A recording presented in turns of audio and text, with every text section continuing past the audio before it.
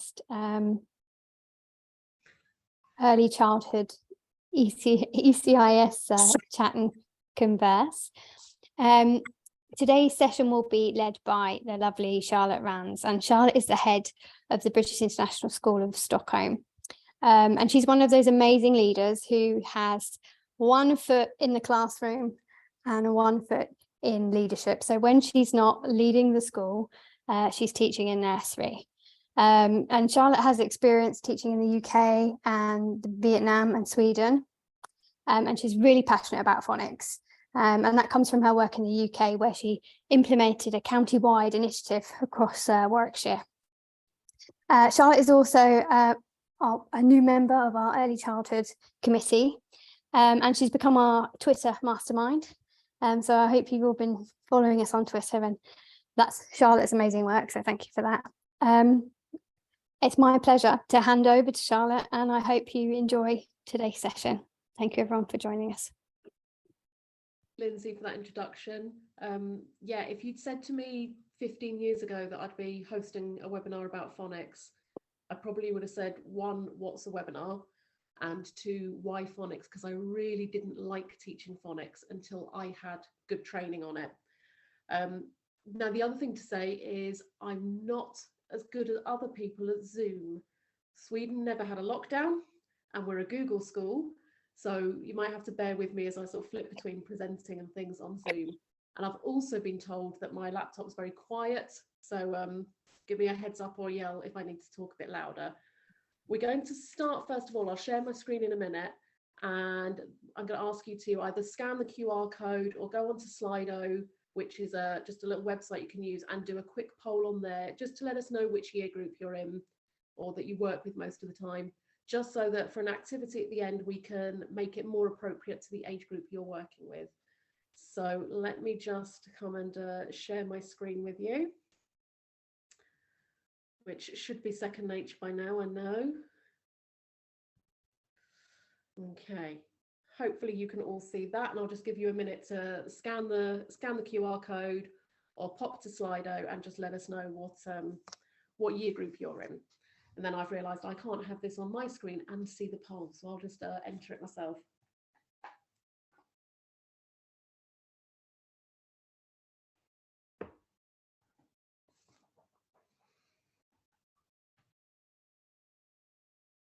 Okay, hopefully everyone's had a little chance to get that up, so I'll get on to our next thing, which we're actually going to start with a bit of a quiz. We're going to get everyone woken up after their day in the classroom or the end of their day over in Singapore. And hopefully you're going to be able to access this Jamboard. There's a link in the chat, and we're going to start by having a go at matching the terms to the descriptions. So you should be able to come over here, click on a pen, and just draw a line to where you think they go. So I'm just going to give a couple of minutes for you to do that. If it doesn't work and anyone's feeling brave, you can put your responses in the chat bar instead. Hoping someone's able to use Jamboard.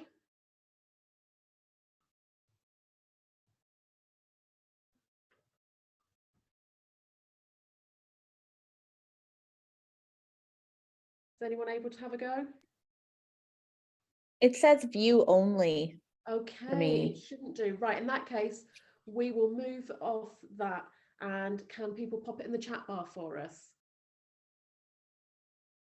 What do you think? If I go back to the definitions, what do people think would be their definition of phoneme? Which one of those do you think it is? And perhaps Lindsay or Joe, perhaps you could help me with reading out some of the responses in the chat. Yeah, will do.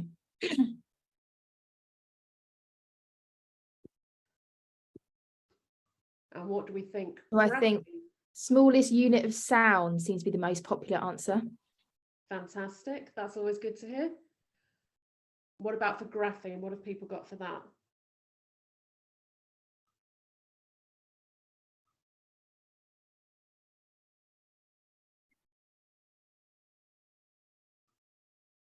The letter code is an answer at the moment. Waiting for some to come in.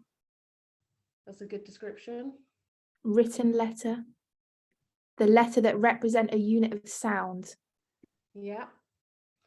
And so the next one hopefully sort of ties in quite easily with phoneme grapheme correspondence. What would people say for that?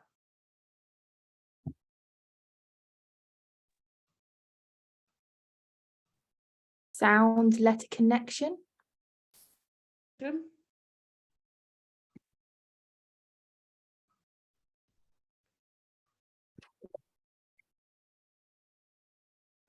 What about digraph and trigraph? I'll put the two of them together because they're very similar.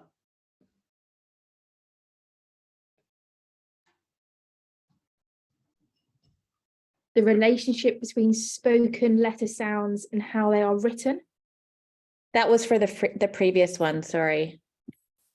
We're happy as it's a small group if you just wanted to shout out as well. Oh, okay, that's probably better. Yeah, So the right. last one was the last, Digraph and trigraph are the last two.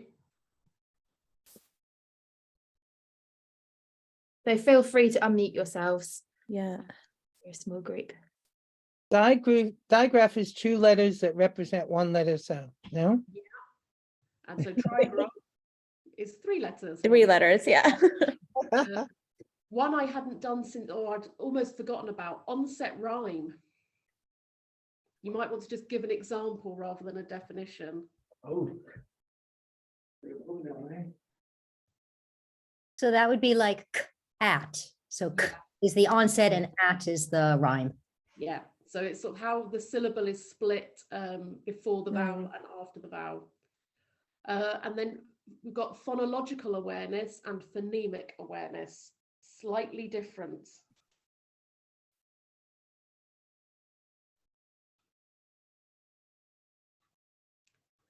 So sorry, I'm getting my tongue tied.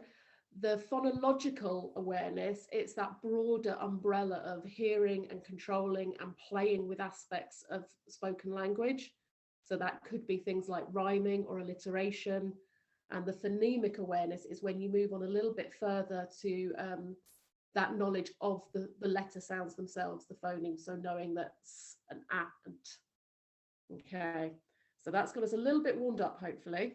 And you've done your homework. We can move on a little bit now. What I thought we'd do today, because when we were talking about having a webinar on phonics, Lindsay and I talked about the challenges for different settings and what you're expected to do, whether you're expected to take a synthetic phonics approach, whether you're expected to take an analytic approach, if you have to follow a specific scheme. And I went away and did some revision reading, and I went back to this book by Sally Newm, What Comes Before Phonics. And it's a book that had a great impact when I read it the first time about 3 years ago. And it's not specific to any one approach or to any particular phonics scheme. And I thought it would be really useful to have a look at this together, because it applies to all of us, whatever year group you're working with, whatever age children. Knowing what comes before phonics is really important. And in this book, Sally Newm looks at 6 broad areas of learning that need to be in place for successful phonics. She talks about speaking and listening, physical foundations of learning, of literacy, print awareness, metalinguistic development, symbolizing and representing, and phonological awareness. And now that I've read the book 2 or 3 times, I've been able to sort of distill that down to key points of why each of those areas are important and how we can support them in our settings. It is a great book. It's really steeped in research. And like I said, it's taken me 2 or 3 readings to really start to feel comfortable with some of the ideas. So I know we all get that imposter syndrome every now and then. Don't worry if you read it the first time and some of the language feels a little bit impenetrable. It does get easier when you read it. So I thought I'd just look at each of those areas briefly. And the first one, speaking and listening and why it's important. So the message in the book there is that children really need to be able to listen carefully and respond to what they've heard before they get into that formal phonics learning. And a lot of us are working in international schools, it's really important to think about our EAL learners or our bilingual learners, and when it's appropriate to introduce phonics for those children. In terms of how to support language acquisition, Sally Newm has identified 3 areas. So the first one, saying more than is necessary. That's that thing where you're constantly narrating what you're doing, what you're thinking, being playful with the language as you talk to the children, but also listening carefully. Listening so that you're aware of their language level and how to build on it. Listening so that you're aware of their interests and how to engage the children. And she talks a lot about positive interactions where you're sharing the pace, you're sharing the timing and direction. It's not all about the grown-ups agenda. And also attending to silences and what they tell you about where the children are comfortable, where they're maybe starting to feel a little bit out of their depth with the language. And the last one was providing opportunities to engage in talking. And this reminded me, if you joined Fiona Carter's webinar last week about Foundations for Life, she talked a lot about the need to be intentional and not leaving this to chance. So it's really looking carefully about how you plan for opportunities for children to engage in talking, in songs, in rhymes, and looking at the space in your classroom. And if you're familiar with Elizabeth Jarman, she does a lot of work about how to develop communication-friendly spaces. So if you're ever looking for some ideas, her website's got lots of ideas on it. Okay. The physical foundations of literacy. This was the one where I felt I learned the most, sorry, not the least at all. So she was saying how this is really, really integral to learning. And she talked about how children need to have control over their bodies in order to sit still, focus, and concentrate. And as you get onto that part of phonics where you are having some direct instruction and you're teaching about the different sounds and you're actively modeling blending and segmenting, the children will need to sit still. They will need to focus, not necessarily for a long time, but you don't want them distracted by their body still having to adjust and balance and things like that. And she talked about how when your mind isn't taken up by keeping your body upright, by being balanced, then it's mind free, ready to focus on learning. This was probably my favorite thing of thinking about how to develop these skills in the classroom, because it's all those things that we love doing and that we sometimes maybe need a reminder of why they're so important, or sometimes you might need to go to your leaders and remind them why this part of the learning is crucial and comes in. So developing children's proprioception, which is their awareness of body and space. So one of the examples she gives in the book is that as an adult, if you were to sit down on a chair, you would know where to find that chair. If you don't have strong proprioception or that awareness, you'd need to be looking around and sort of feeling the chair with your hands. And these are all great ways of developing your balance as well. Bouncing, jumping, climbing, pushing, pulling, all those things in your outside classroom or forest school, when you go and walk to the local park, all those things that maybe sometimes we have to convince teachers in older year groups or parents that this is really crucial to learning. But also she talks about bilateral integration, and this is where I talked about, for me, maybe it's not for you, but for me some of the terms were unfamiliar.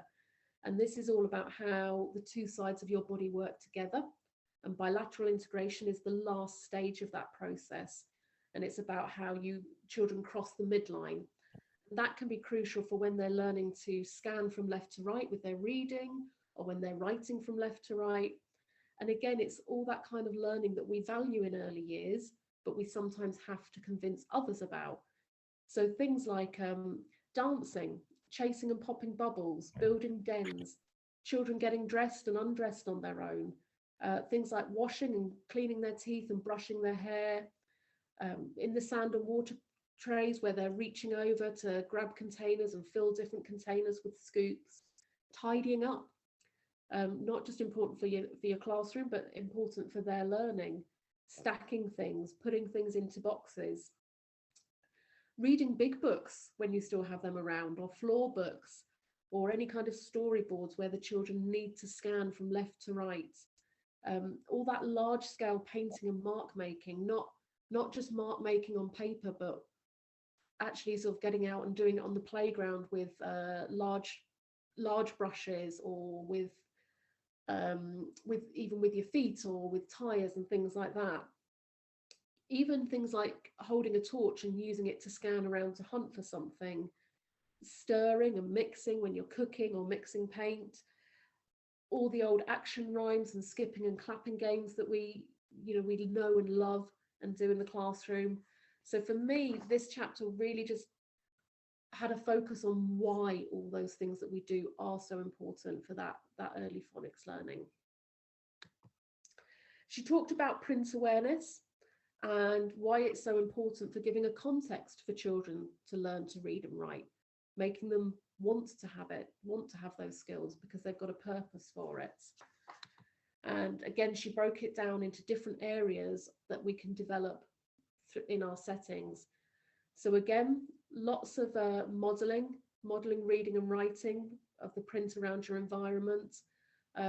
Not necessarily in a formal way, but looking for those teachable moments where there's meaningful print in your classroom or out on a visit, or that thing where you use your finger to track the text from left to right or from top to bottom, where you point out the difference between the words and the pictures, look at where do we start reading. The environmental print, I think sometimes we risk making our classrooms a bit too busy and having too much print, but really making it meaningful and having purposeful print around your classrooms.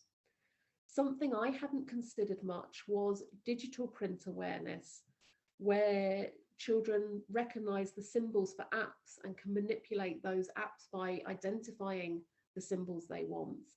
And we use a great app in school called Book Creator, where even our youngest children, for our brief period of lockdown that we had here, which was literally 2 weeks, the children could upload photos and draw images, and they could add writing if they were ready, or they could press the microphone symbol and speak into their book and record their thoughts. And that was an area that Sally Newm said homes tend to be ahead of schools with supporting children in digital print awareness. And then of course everything we know about your book corner and reading to children and talking about books, but again really being intentional about what we're doing as adults and how it's important for supporting children's development. The next area she talked about was metalinguistic development, which is really just thinking and talking about language. And this was really crucial for children to be able to develop that phonological awareness, because they need to be able to talk about language as something beyond meaning, to discuss how they can make it rhyme or how they can chunk it into syllables and things like that.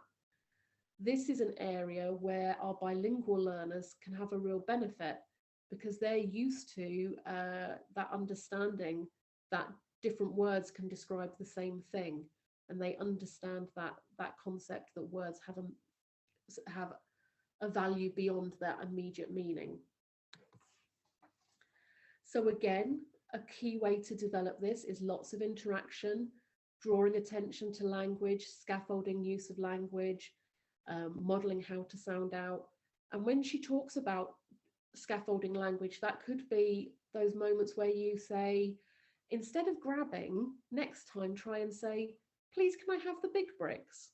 Or we teach children here a strategy that if they don't like something's doing, to say, stop, I don't like it. And that's all that scaffolding of, this is how you use language in this scenario. And again, it's about finding teachable moments and being really conscious and aware of what you're doing. Lots, again, storybooks, reading and discussing them, thinking about the times you're reading that favorite text, the patterned text, and the children realize that you've missed a word. That awareness of how we can control language and we can play with language. and lots of language play. So all the riddles and jokes and being silly with language, making up silly sentences, and again, knowing that they can control language and that it doesn't all have to have a concrete meaning. It's something we can fit and bend to our will. For symbolizing and representing, I don't think before reading this I'd thought how these areas would link to phonics learning, but at a very basic level, letters are symbols that represent a part of the spoken language, and even the word they're representing is an oral representation of the thing. So with the example of hand, that written word represents a spoken word that represents a physical part of your body. And if that word hand was written in a different language with a different script, it wouldn't mean anything to us because the word itself is symbolizing something. So again, these were areas that, for me at least, were things that are familiar in your classroom, but I maybe hadn't recognized their importance for learning phonics. So again, she talks about how you interact with children, but also how you use gesture, being intentional in how you develop vocabulary to represent people and things and activities, highlighting important words in context. When you're listening to stories, again, the tracking the print, highlighting the print and the pictures, lots of talking about vocabulary that's meaningful to children. And then your imaginary play and your role play, when children pick up a wooden block and use it to represent a car, that's symbolizing and representing. That's an area, like I said, that I hadn't considered how that could support phonics learning later on. And again, mark making, it's children's representation of their ideas. And when we're asking them about, tell me about your picture, what's this bit? And can they give meaning to their mark making? Or can we model giving meaning to our mark making? That's a good foundation for phonics learning later on. But not just using the alphabet as symbols, but also using maps or looking at numbers. She gives the example of musical notation, but not necessarily traditional musical notation, but when you're doing that representation with the children where they draw a big sort of lightning flash for where they want to have a loud crash, and their symbols to represent the music. And the last area she looks at is phonological awareness. So this is really fundamental to children learning phonics later on. And like we said, this is that ability to identify and use different parts of language. So it could be oral rhyming, being able to make those rhyming strings. It could be identifying words in a sentence, clapping out the syllables in a word, or those onset rhymes like we talked about earlier. So m, ap, things like that. And again, it's focusing on the fact that language has, it exists beyond its literal meaning. So this is all, for me, this was a lot of that phase one, if you used to use letters and sounds, or if you still use letters and sounds. So lots of rhyming, lots of alliteration, breaking words into syllables, into their onset rhyme, into phonemes. And this is an area where you need lots and lots of modeling and repetition. And they will start to need some direct instruction as you get to the point where you're teaching particular letter sounds. But that doesn't mean that it needs to be really formal. It still needs to be playful, exciting, and in that sort of playful setting. So doing the hopping as the children are doing the actions, things like that, going on a sound walk, and lots of fun and exciting things. So I'm going to just stop sharing for a moment so I can see you, hopefully. What we're going to do now, we're going to break into some breakout groups just for about 10 minutes. And we've got 3 key questions that we're going to discuss, which are thinking about your settings, what has led to successful phonics learning in your setting? What's been the biggest barrier to phonics learning in your setting? And what really helps your bilingual or multilingual or EAL children to succeed in phonics? So I think Joe is going to put us into breakout groups. There should be somebody from the SIG to help that conversation. And then we're going to come back and share some ideas later on. Okay. Charlotte, can I ask you one quick question though, before you put us into groups? Can you go back to that slide with the phonological awareness statement around how compulsory that is? I just would have liked to What do you mean screenshot it if possible. compulsory it is? What do you mean how? To phonetic awareness, how compulsory that is to student, like preempting student Yeah. learning about around reading. Just share. Joe, is that possible to do, or are we already going into breakout rooms? So I think we might have to come back to it, but we can share it once we get back. Yeah. Sure. Okay. If anyone has difficulties coming into the breakout room, just let me know.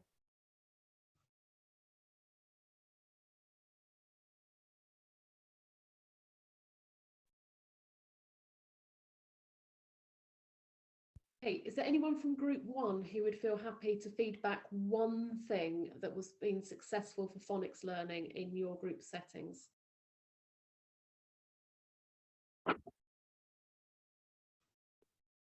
Anyone feeling brave?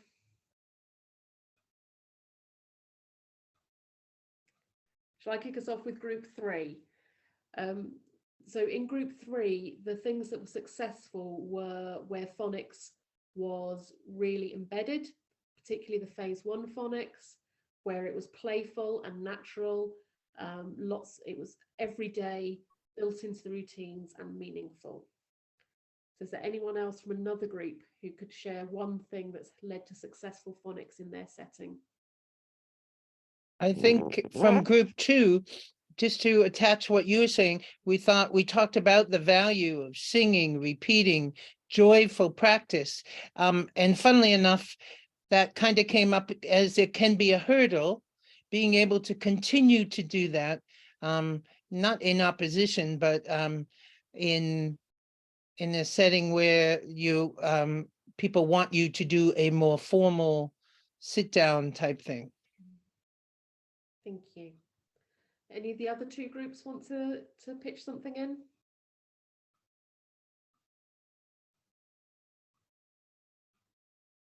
We talked about some of the barriers, I think in some cultures with any type of direct instruction happening at the early childhood level. And especially in the German culture where there's a very, very strong emphasis on understanding proprioceptive awareness and supporting bilateral connections and physical development and exploratory play, which is all really wonderful. But that there seems to be an aversion to any type of direct instruction because it's not natural. And it's taking away from children's natural explorations to play at this stage in their life journey of development. And so that seems to be a little bit hard to kind of penetrate through, and which is why I was asking for that quote, which I didn't quite screenshot before, because and I've read plenty of literature around the importance of phonological awareness and instruction time, like intentional time to support that growth. But it's about crossing that line of readiness. I think that some people feel really, really attached to or averse to, conversely. Yeah, Swedish society is probably quite similar. And one of the barriers we discussed in our group for my school is that we have children join in year 1 or 2 from Swedish daycare, which does have a curriculum, but it's very, very broad. And so we have children coming in year 1 and 2 who have never written their own name. They've not necessarily picked up a pencil, and that can make it hard later on. We will share the slides with you later, Goya. So will that sort of answer your questions, or do you want me to? Sure. Yeah? Oh yeah, no, that's wonderful. Thank you. Does anyone else have any either successes or barriers, or should we move on to multilingual learners?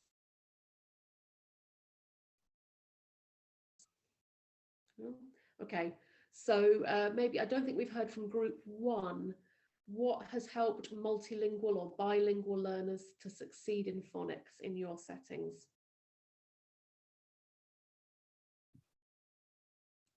Anyone feeling brave? I can go from group 2, unless I am group 1, and that might be why everyone's so quiet. I'm sure we were group 2. No group 2. So we talked about actually that all the things that bilingual and multilingual learners need are kind of the things that all children need, but perhaps just with a bit more intention on visuals. Specialist support, we said, is really appreciated too. And going slower and maybe embedding what we're trying to teach into stories so that they have more context, because phonics can sometimes be really abstract for all children, but particularly if it's not the language that has been spoken at home and you haven't had that early exposure. And then we also talked about the importance of the connection with home for those children. Yeah, so that was group 2. Thank you very much, group 2. I just shared all your ideas. Thank you. Anything different to add from any of the other groups? One of the things that came up in our group was the potential when you have multilingual learners and all these different languages in your classroom is to go ahead and play with the sounds of the language and invite that home language into the class, and compare and contrast. Sarah mentioned the way certain sounds are spelled differently in languages, and another person talked about the phoneme, which doesn't exist in a lot of languages. So what's the most similar sound that you have and how would you spell it? So just doing some contrastive analysis and playing with sounds and welcoming those home languages in is one of the things we talked about. One of the best things we did at our school as well was not feel a rush to start phonics with those children. Let them have some language development sessions when the rest of the class are having phonics, because until they've got some vocabulary, they can't really access the phonics lessons if you're at that stage where you're having a more formal phonics session. Okay, thank you. Anyone else want to suggest something that's helped bilingual or multilingual learners in their settings? No? In that case, I'm going to share a game with you that I've really enjoyed using in phonics with older children, with sort of year 1 up particularly. You can use it in reception. I was going to try and get you to play it, but given the Jamboard didn't work for you guys, I will share my screen and I will model it. And most of you were working in reception, so I'm going to sort of pitch to the one that's most appropriate for that. So you might just bear with me whilst I flick through the Jamboard. Okay. Charlotte, when you say reception, you're referring to kindergarten, just so that I'm clear. So 4 and 5-year-olds. So okay. Children, so in the UK, it would be the first year of school. In a British school, so we follow that system. So it's right. turned 4 by the start of the year. And when I was talking about the area that I'm focusing in specifically with respect to this, I'm thinking of pre-reception. Is that too early? So our nursery teacher who works with 3 and 4-year-olds, she really focuses on the cohort she has every year. And sometimes she will stick to phase 1 if we follow letters and sounds. So all the rhyming and alliteration, and maybe build in some oral blending later. Some years she will have children who are ready for a bit more, and she might start introducing some of the letter sounds, but it's really on a year-by-year basis and what works for her class that year. Yeah, it's the 3 to 5 band, so 3 to 4 and then 4 to 5. And so, yeah, it's playful is what we want. Yeah, absolutely. So this game that I've got, it's Sudoku, and I had this shared with me by a phonics advisor who I worked with back in Warwickshire, and you can do this in different ways, but it's great for that repetition. You can do this up on your interactive whiteboard and a big screen and get the children to come up and play with it. You can give them little laminated boards and they can have a go on their own. But basically every row and every column needs to have one of each sound in it. So I can see I'm missing, oh no, sorry, I've instantly gone to SATP. I don't have A on here. So here we've got our S and our T. So we need something that's a P here. And you could do it all with letters, or you can use some pictures. So, and I'm on draw. Let me come over here. So I can move my peg. And then because you keep checking with them and you're going, you keep getting that rehearsal and that repetition. And then I can fill the rest of my row. So I've got, so I must need a P or a T, but I can see I've got my P here. So I can move my T. And then you fill up the board with them. And you can do it. You could do it just with, if you're looking at initial sounds, just with images. You might want to have a big board taped off with masking tape on your carpet and use actual objects. And you can, I can't remember who it was that was with a year 1 or 2, when you get onto the alternative spellings, you could have just one phoneme but different ways of writing it. And if at this point, if you throw in a picture, it makes it harder because they've got to think of the grapheme. Now, it's a game that I've loved. I've used it very successfully.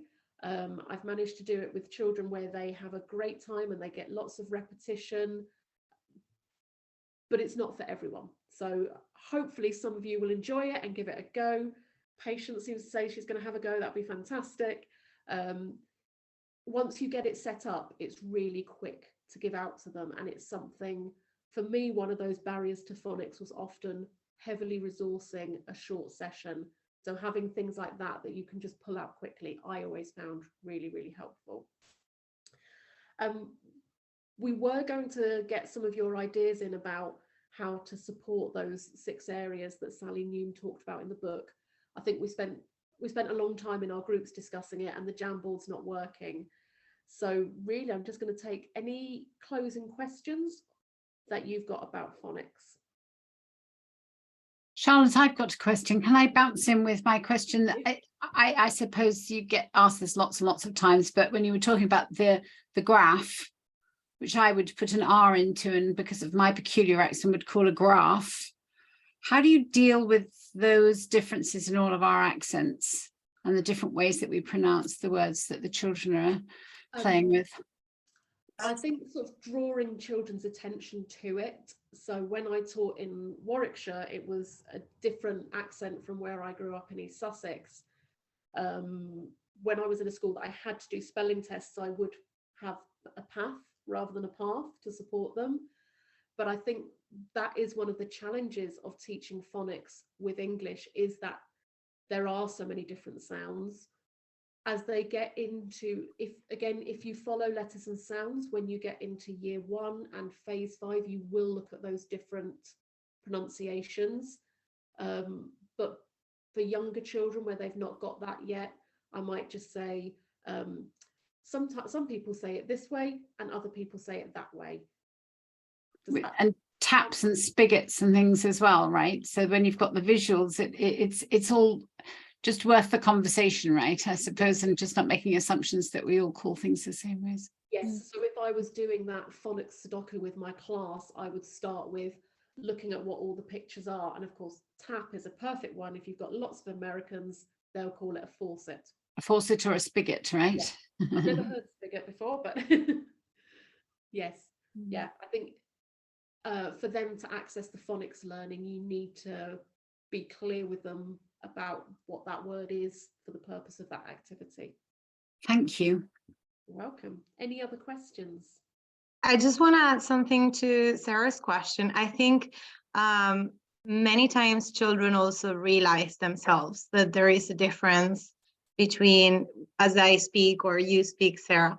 And I found myself in that situation many times where the children are like with another colleague, like, I don't understand what he's saying. It doesn't speak the same language. And I'm like, actually it is. And that's where then you make the connection, especially for all of us that work in an international setting, where there is people from all over the world, therefore they pronounce words differently. And I think that kind of wakes already the curiosity on the children. And so we can then follow their lead. So when they have those questions, we just follow up with that. Thank you. Does anyone else have any questions that they want to ask or pop in the chats? I've got a question about sound walls and word walls. It's a discussion we're having right now with our 5-year-olds about what kind of a visual display we want to have. And I'm just interested to know what other schools have, whether you're doing a sound wall, are you doing a word wall, none of the above?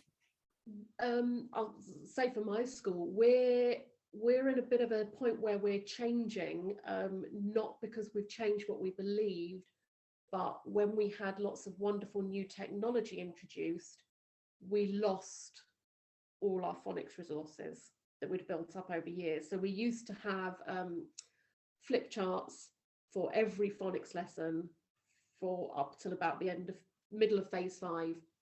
And they all had the same image. So whatever classroom you were in, or if you were in one of the breakout rooms with our individual needs teachers, you saw the same image in your phonics lesson, the same one on display on the wall, the same one on a sound mat in front of you. But now that we're having to remake it, we need to look at how we do that again. When we first made that decision, we all had displays on our walls in reception year 1 and year 2 that we added to as you taught the phonemes. Actually, we found that having a sound mat the children could grab and have in front of them had a lot more impact. But equally, every Friday morning I teach writers workshop in year 1, and that teacher does have a word wall, and he introduces the word of the day. They're in alphabetical order, and because of the way he uses it, where he will send the children over to the word wall, point to the word, can you find it? They do use that one really well. So I think whatever you go down, it's about how you use it with the children and how you model using it, and crucially how you support them to make that link between using it in a phonics session and using it as a tool to support their independent reading and writing.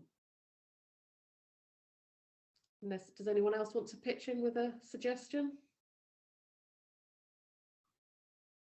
We have some small individual word boards that we will pull out, like you said, for writing, right? Commonly used writing words at the moment. And that's just part of our procedure, and the children know that, so they go get them, and then we do a quick review of them before we begin. Yeah. Thank you. Louise has just added in the chat that the key is the modeling, so it's not just wallpaper. Mm-hmm. Mm. Yeah, I'd agree. And when we had the sound mats and first introduced them, the really useful thing was every time children were writing independently, every time they got stuck, to say, well, what do we have that could help you? And when they'd got the sound mat, sometimes you needed to scaffold them and sort of say, oh, the shh, what picture's that? Or can you find it on this row? And the more you train them to use it as a tool, the better the children got at using it independently to help them. Okay. Well, in that case, I think we've finished, unless there's anything anyone wants to say. We do have a Padlet of ideas that I will show up. I'll show you a QR code in a moment, that if you have got things you would like some help on, that you've got suggestions for other webinars you would like us to run, scan the QR code, pop your ideas on the Padlet. And then other than that, we have another webinar on the 28th of February. I'm saying I've not got the right slide in front of me, which is Beatrice, who said hello earlier. I don't know if Beatrice is there to give us a wave. Hi, everyone. There we go. So Beatrice will be leading a webinar on engaging emergent readers on the 28th of February. Charlotte, thank you for that. But I also want to mention that Sana, I think she has her hand up. There is. Yes, I'm sorry, my video is off. My internet is just not in the best place today. You did mention, Charlotte, about phases. So I come from India, and I'm sorry, my internet was a little unstable. So did you mention about any program where you spoke about phases, or in what? In like, I'm not able to interpret where that phase is coming from. So at my school, we still use letters and sounds, which the Okay. government released in something like 2006. Mhm. I know it's slightly out of favour in England at the moment, but I think it's still, for me, it's still a good progression. And the focus on, when we talk about phase one, it's things like rhyming and alliteration, Okay. and fun and practical. So Okay, got it. And when you're referring to phase 5, then you will have all your blending, segmenting, manipulating, all those skills out there. yeah, so sort of a very brief overview would be phase 2, you introduce single letter sounds. Phase 3, you start to introduce the digraphs, so where 2 letters make 1 sound and a few of the letters, individual letters. Phase 4 is adjacent consonants, so having a b, l at the start of black, Yeah. at the end of lump. Phase 5 is where you learn about alternative spellings of sounds or alternative ways of pronouncing sounds. And then phase 6 is very grammar based. That's suffixes and prefixes and homophones and things like that. Okay, all right, perfect. Thank you. This was helpful. Thank you. You're very welcome. Okay, thank you very much. This was my first ever webinar, so thank you for being gentle on me. And we'll send the slides out, and hopefully we'll see more of you at some of our future Connect and conversations. Thank you very much. Thank you. Thank you. Well done, Charlotte. Thank you, Carol. Thank you, Charlotte.